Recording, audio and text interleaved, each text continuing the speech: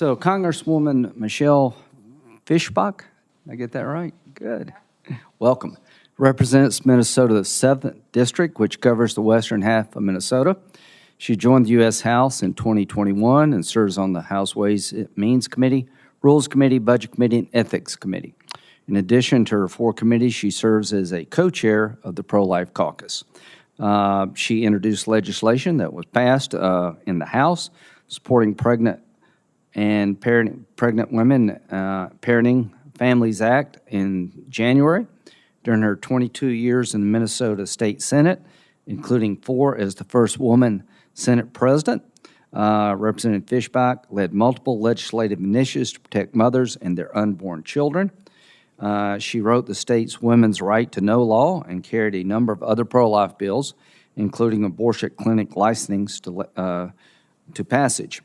She continues to fight for the pro-life cause in Minnesota's 49th District. She received a BA in Political Science from St. Cloud State University and a JD from William Mitchell College of Law. Welcome. Thank you very much, Senator, and thank you for the opportunity to be here today. You know, I have been representing Western Minnesota in Congress since 2021, and I represented them on the state level. But I am also pro-life and have been part of the pro-life community, helping women choose life for my entire life. Senators, most Americans agree that there should be limitations on abortion.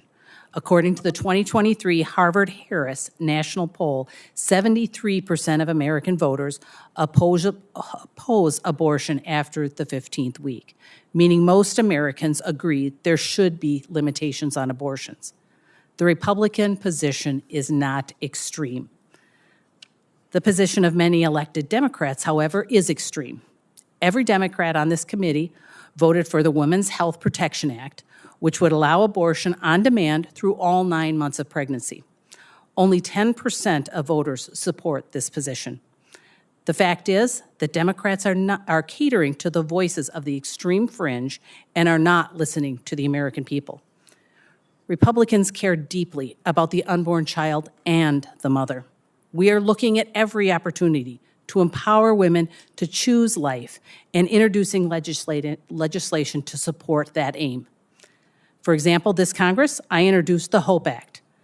This bill arms women with knowledge and helps them access the resources they need to confidently carry their pregnancy to term and provides resources for any expectant mother to support them throughout and after their pregnancy and their children.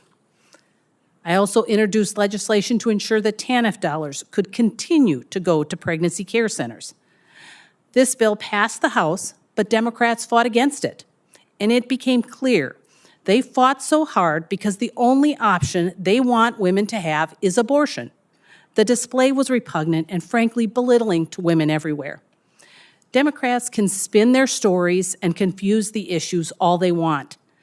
They can trust to mislead Americans into thinking that Dobbs has anything to do with IVF or the Alabama Supreme Court decision. They can try to pretend like Republicans are launching an assault on reproductive rights. But they hide behind false narratives like this to drive their political agenda and to conceal deeply troubling features of their pro-abortion agenda. We do not have to look any further than some of the bills being discussed here today, such as S-701 and S-3612. These bills would allow abortion on demand until birth. They permit things like human cloning and very problematic forms of genetic engineering. These bills also preempt all state laws and completely destroy anyone's religious right not to participate in abortions or other practices they find to be morally objectionable. These measures are extreme. They put us in the same camp as countries like North Korea and China. Senators, I understand the majority here today is looking to paint Republicans as monsters who want to take freedoms away from women in this country. I assure you, nothing is further from the truth. My Republican colleagues and those in the pro-life community agree with most Americans, and we deeply understand the challenges expectant mothers face. We stand with them and are doing everything we can to empower these women to confidently choose life for their children. And I thank you for the time.